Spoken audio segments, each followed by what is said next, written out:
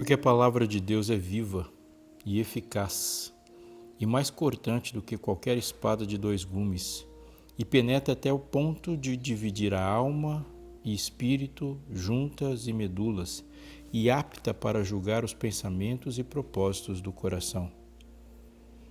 Hebreus 4,12 fala de uma palavra viva e eficaz. Dois desejos íntimos da humanidade, mais do que desejos, uma necessidade, vida e eficácia. Mas ele diz que a palavra de Deus nos dá eficácia e é necessário que haja eficácia para ela, para experimentá-la, para viver com ela, para estudá-la. Quantas pessoas pararam um dia e enfrentaram essa necessidade, essa dificuldade de, com a palavra de Deus nas mãos, ter eficácia ao estudá-la e ter essa mesma eficácia na vida. Nós vamos hoje, no Fé para Hoje, pensar em como podemos estudar a Bíblia de maneira eficaz, aqui, no canto da nossa casa, nos espaços da nossa casa, fora dos ambientes onde há outras pessoas. Você já enfrentou essa dificuldade?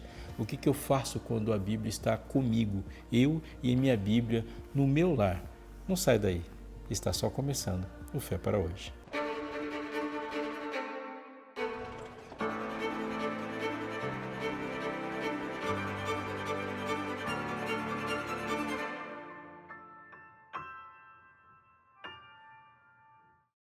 Um menino de pouca idade estava brincando sozinho na sala de sua casa. Sua brincadeira era mexer com os objetos que estavam lá, quadros, tapetes, outros objetos de decoração. Em certo momento ele parou nos livros e encontrou uma Bíblia. Folheou o livro sagrado, em ótimo estado de conservação, e correu para onde estava sua mãe. "Mãe, é verdade mesmo que este é o livro de Deus?" perguntou o menino. "Sim, com certeza", respondeu a mãe. "Este é o livro de Deus." "E por que não devolvemos para ele, já que não o usamos?"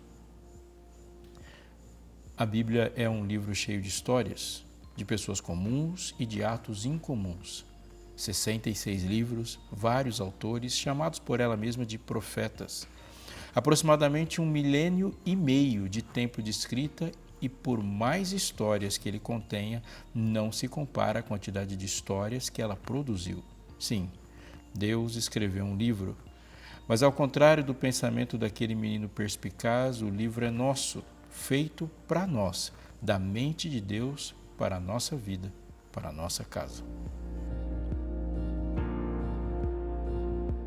Igrejas. Nós convivemos com elas. Alguns de nós fazemos parte de uma comunidade de fé da qual frequentamos e ali somos alimentados. É comum numa igreja, por exemplo, as igrejas de tradição protestante, que você receba uma Bíblia assim que você chega lá. A gente pega a Bíblia e alguém vai nos instruindo. E é impressionante, né? Interessante, não sei se você passou por essa experiência, é possível que sim, que quando você entrou numa igreja pela primeira vez, alguém te entregou uma Bíblia e você foi se habituando a procurar os textos lá. Não é uma atividade assim muito fácil logo de cara, afinal de contas são 66 livros e há divisões na Bíblia. Antigo, Novo Testamento, a ordem não é de uma lógica deduzível, né? A gente vai tendo que entender onde é que os livros estão e o processo de decorar onde é que os livros estão e os capítulos e versículos e assim por diante é um processo que vai levando um tempo. No começo a gente trava um pouco. Mas a verdade é que quando a gente pega a Bíblia não é de maneira assim totalmente simples manuseá-la. É verdade também que é comum ao você entrar numa igreja alguém dizer de onde está saindo aquele argumento. Por exemplo, um pregador vai dizer alguma frase, vai citar algum texto e vai pedir para que você encontre o texto na Bíblia que ele foi colocado. E assim a gente vai habituando. Mas também é possível e bem comum que quando você entrou numa igreja pela primeira vez e alguém te colocou uma Bíblia na mão, você foi acompanhando os textos, você teve dificuldade de saber como é que aqueles versículos foram alinhados para formar um raciocínio lógico. Por exemplo, ao se falar sobre morte, é necessário juntar muitos versículos, desde o salário do pecado é a morte, mas o dom gratuito de Deus é a vida eterna em Cristo Jesus, indo para eles voltam ao pó, porque tu és pó e ao pó tornarás, Deles não procede nenhum desígnio indo para os textos de Salomão, enfim. Há muitas coisas, ao se falar de ressurreição também tem muitos textos que devem ser alinhados. E aí, uma das experiências bem comuns é quando as pessoas chegam em casa e querem estudar a Bíblia. Algumas ficam impressionadas, e é bom que se fique mesmo com aquilo que elas ouviram de uma outra pessoa que mostrou para ela algumas conclusões e falam, como que eu faço agora para estudar sozinho? E ao encarar a Bíblia sozinha, eles vão perceber que o processo era um pouco mais difícil do que aquele de sentar e ouvir numa igreja. Você já fez essa pergunta? Eu já fiz algumas vezes. Algumas pessoas já me fizeram algumas vezes. Como que eu faço, portanto, para chegar em casa e estudar a Bíblia sozinha? Eu quero te dar algumas dicas. Eu quero que você pegue sua Bíblia e pense como que você pode fazer para estudar e relacionar de maneira equilibrada o que é individual e o que é coletivo da Palavra de Deus.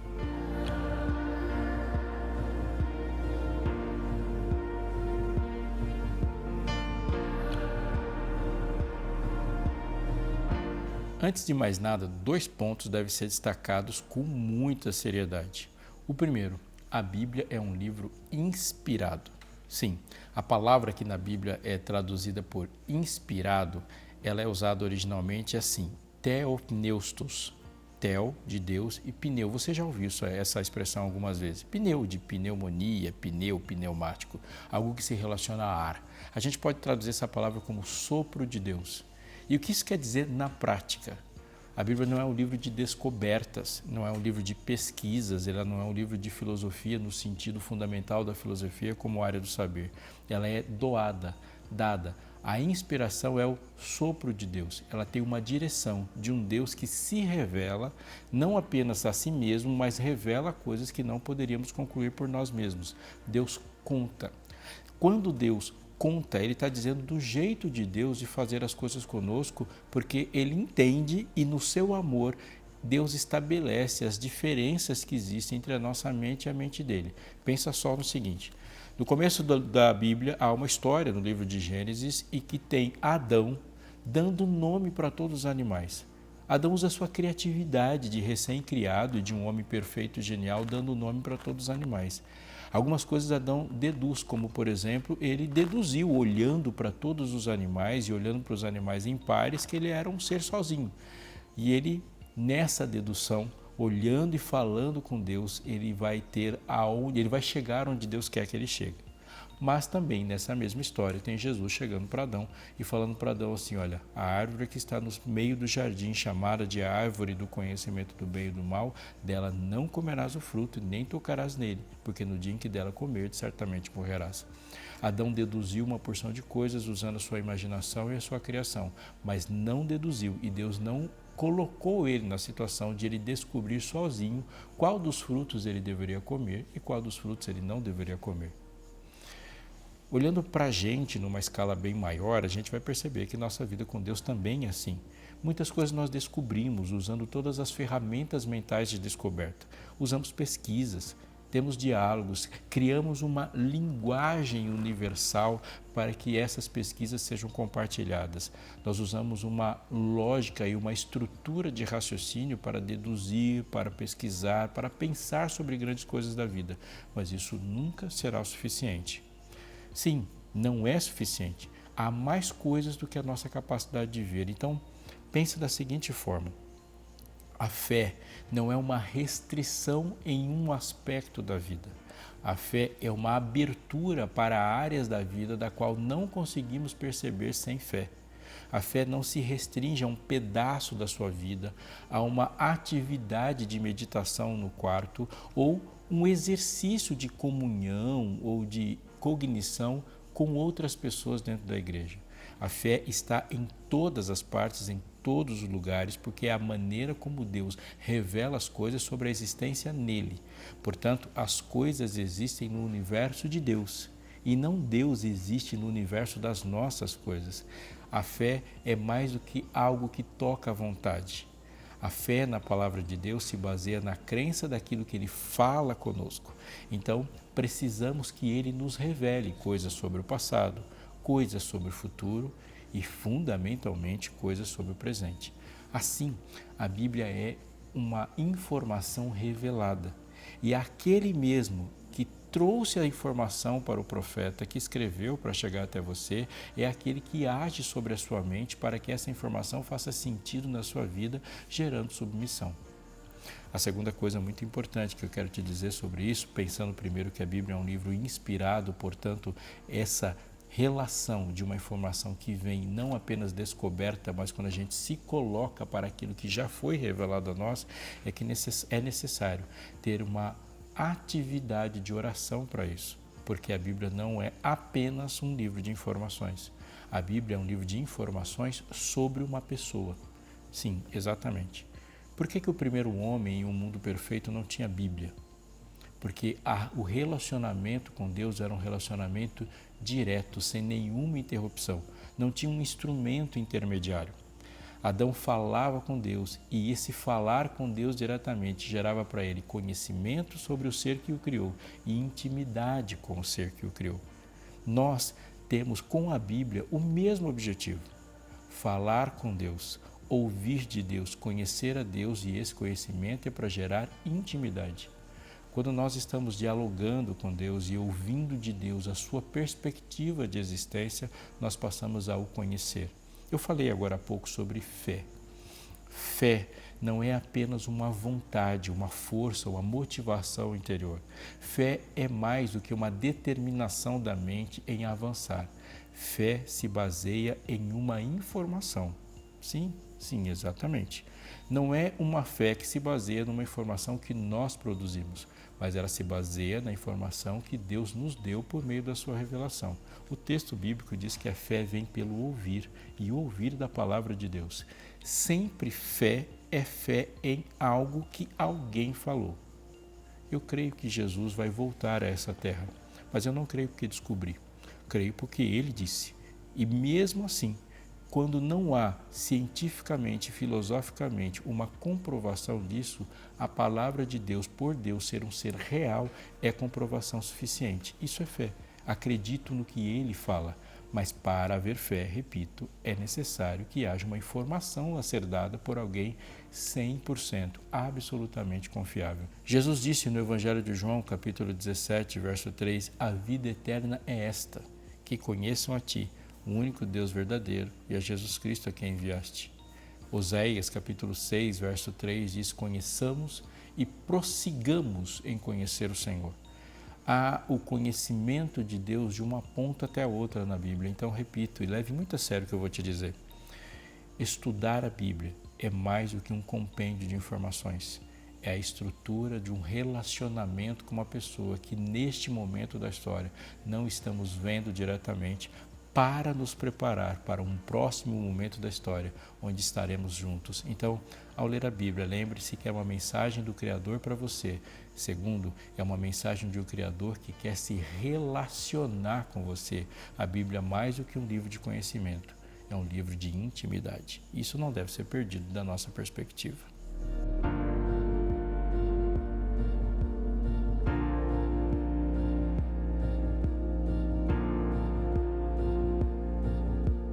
Um texto de Apocalipse nos traz uma informação muito importante sobre como devemos estudar a Bíblia e a estrutura com que ela é escrita e transmitida, principalmente. Presta atenção.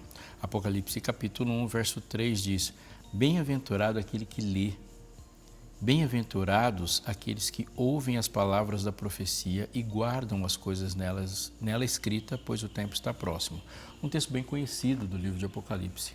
Mas olha a estrutura, presta atenção em como o texto está sendo construído. Bem-aventurado, no singular, aquele que lê. E em sequência, bem-aventurados aqueles que ouvem as palavras da profecia e guardam as coisas nela escritas, pois o tempo está próximo.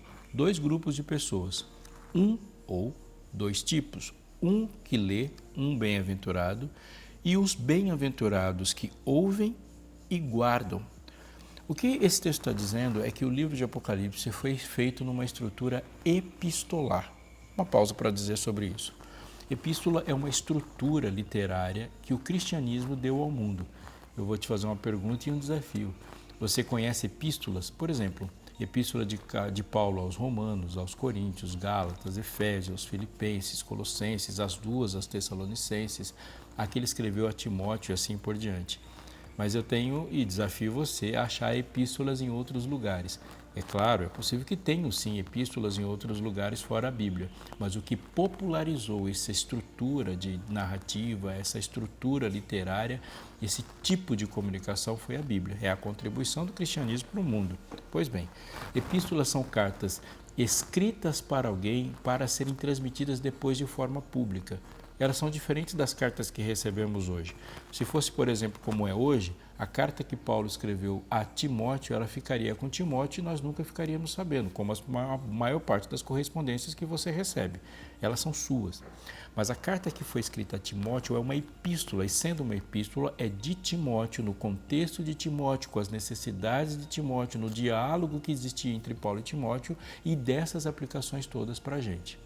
Aqui, o livro de Apocalipse, ele é epistolar, por exemplo, é mandada para alguém, e a gente percebe no livro de Apocalipse que essa carta, essa epístola foi mandada para 7 igrejas na Ásia. Então, alguém naquela igreja, por exemplo, em Éfeso, aquele que lê, recebe essa epístola e tem a incumbência de lê-la para os demais. Então, uma pessoa recebe e lê para todos os outros. Há uma cópia e uma transmissão de oralidade. Então, a escrita é feita de forma que as pessoas que vão receber esse conteúdo, elas vão ouvir a Bíblia. A Bíblia é sim feita para ser lida, mas ela é feita também numa parte muito grande para ser ouvida. E a gente precisa treinar os nossos ouvidos. Na epístola que Paulo escreveu à igreja em Tessalônica, termina assim, 1 Tessalonicenses capítulo 5, 1 Tessalonicenses capítulo 5, verso 27. Peço com insistência, em nome do Senhor, que essa carta seja lida para todos os irmãos. Há um grupo de pessoas que recebe isso e ouve. Agora, eu quero que você acrescente essa informação a uma outra muito importante. Porque se as pessoas estavam ouvindo, aqueles que ouvem, nós todos fazemos parte, na maior parte das vezes, nos nossos momentos de estudo da Bíblia, como aqueles que ouvem. Sim, é como a nossa relação agora. Eu estou com a Bíblia na mão e você está ouvindo e há um texto que nos conecta, a transmissão a partir de alguém. Isso é importante no sentido de que a Bíblia também é feita para ser estudada e compreendida coletivamente. É aqui que a gente vai entrando mais em casa. Vamos raciocinar um pouquinho no decorrer disso na história. A Bíblia é escrita na história e entregue para seus depositários.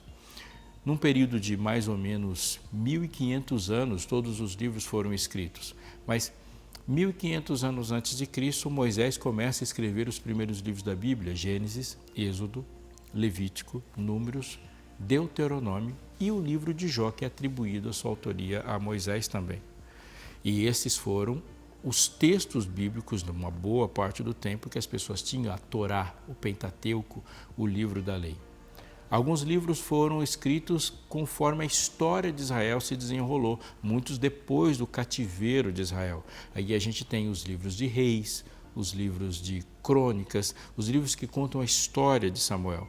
Há grupos de livros assim. Enfim, você pode pegar sua Bíblia e dar uma olhada lá, que você vai perceber que o agrupamento é feito por esta lógica, pelos tipos de livros. Quando João escreve o texto bíblico, escrevendo o Apocalipse de João e o Evangelho de João, nós estamos aproximadamente 100 anos depois de Cristo.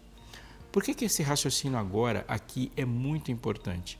É porque num período que vai de 1.500 anos antes de Cristo até 100 depois, não há uma Bíblia completa.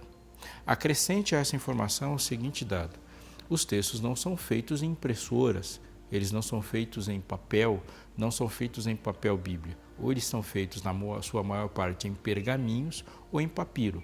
Preferencialmente pergaminhos, porque é de um material de maior durabilidade. Mas pergaminho é couro, portanto, para você fazer um texto em couro, é necessária a morte de muitos animais. É um texto caro de ser transmitido. Simples assim, caro mesmo. Imagine o livro de Isaías, de Jeremias, de Ezequiel, Deuteronômio, textos longos sendo escritos em coro. É um material muito grande, muito caro e que ocupa muito espaço.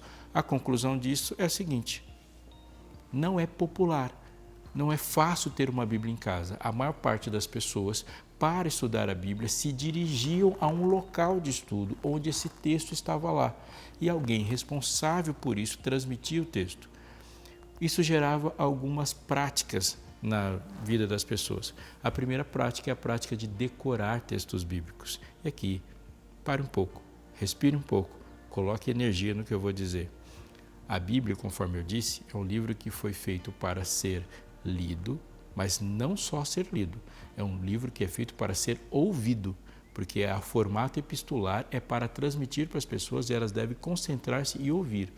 Foi escrito dessa forma, mas também os textos bíblicos são feitos para serem decorados. Sim, as pessoas que estão escrevendo os textos sabem que elas não têm, a maior parte das pessoas da comunidade de fé não tem condições de ter o livro em casa. Elas vão até um lugar e decoram os textos bíblicos. E por que isso é tão importante? Porque decorar os textos bíblicos faz parte da sua forma de estudar. Eu tive o privilégio, grande privilégio, de ser incentivado a decorar textos bíblicos. Eu estou falando com algumas pessoas que levam seus filhos, por exemplo, para as escolas bíblicas, as escolas sabatinas, por exemplo, no contexto adventista, e as pessoas decoram textos bíblicos. O decorar textos bíblicos possibilita a meditação. Pensa assim, e pensa o que eu vou falar agora.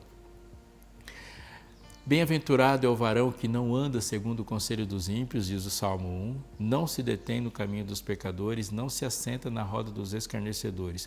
Antes, o seu prazer está na lei do Senhor, e na sua lei medita de dia e de noite.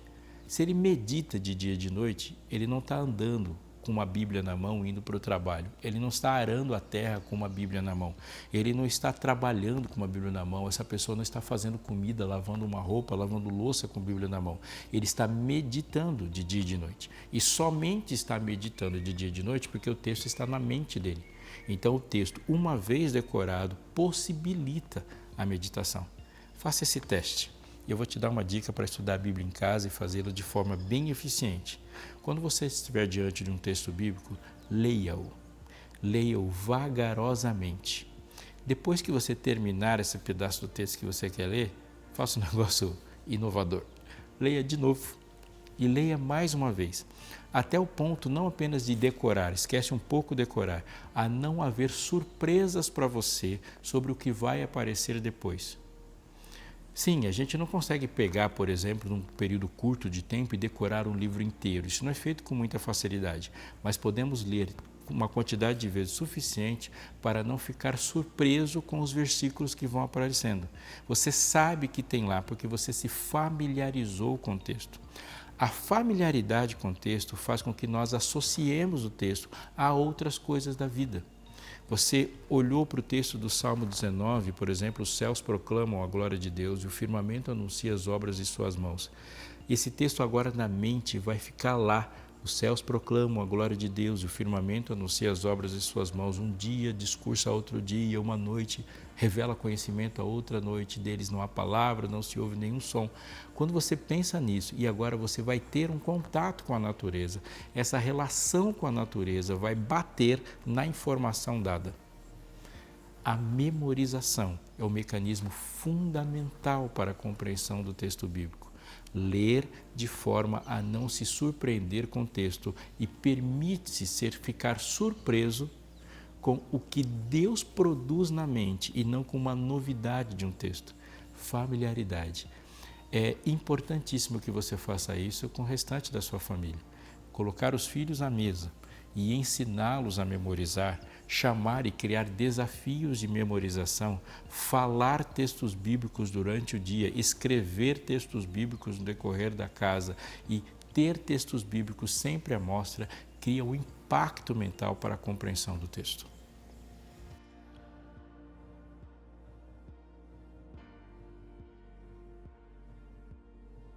Antes de terminar, eu gostaria de dizer algumas coisas muito importantes e também compartilhar com você minha experiência pessoal com a Bíblia. Quando a gente começa a estudar a Bíblia, alguns assuntos são desafiadores para a gente.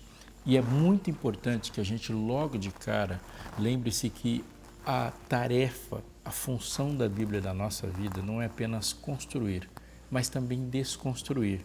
Sim, é verdade, porque a Bíblia concorre com muitas formas de pensar, muitas ideologias, estruturas de fato filosóficas de pensamento que estão ao redor de nós. E nós estamos vivendo, trabalhando, estudando, a nossa vida está organizada conforme essa forma de pensar. Então a Bíblia vai desconstruindo. E você e eu precisamos nos sujeitar a essa desconstrução. Sabe aquele hino conhecido e bom, quebra minha vida e faz de novo? Sim, isso é mais do que um fato, um ato, uma ação sobre coisas que temos ou experiências que a gente tem só com o corpo. Essa quebrar, esse desconstruir é um desconstruir de um pensamento. Pois bem, quando você pensa nisso, você tem que estar primeiro com um coração humilde e ler a Bíblia de forma desarmada. Sim, sem escrever com os olhos, entende? Sem colocar nossos próprios conceitos nela. No princípio, diz o texto de Gênesis, criou Deus os céus e a terra. Permita que o texto flua e vai pensando palavra por palavra. A terra, porém, era sem forma e vazia. Havia trevas sobre a face do abismo. E disse Deus, haja luz, e houve luz. E fez Deus separação, começando a dar forma. Conecte as palavras. Uma coisa muito importante para você fazer nesse processo de desconstrução é pegar uma caneta e ver como que as palavras se repetem. Sim, porque há uma sequência de palavras e a linha, a forma como as palavras vão se repetindo, vão dizendo para você qual é a ênfase do texto e como o autor está conduzindo o processo. Os profetas fazem isso, as suas repetições dão ênfase. Uma outra coisa muito importante para você pensar é que a parte mais importante do livro, os fundamentos do livro estão no começo. Nós temos uma forma de pensar aqui que a gente dá o ápice, não é? No final.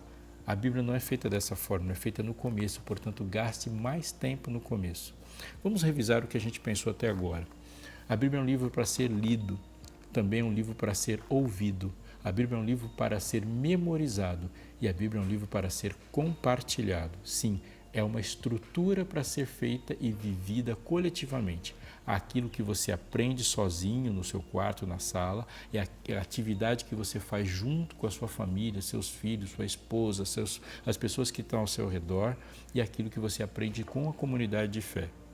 A Bíblia é um livro que exige esforço e persistência, portanto é necessário que aquele que estuda a Bíblia tenha um momento especial para isso. Deus capacitou o seu povo com talentos e dons para a instrução do texto bíblico.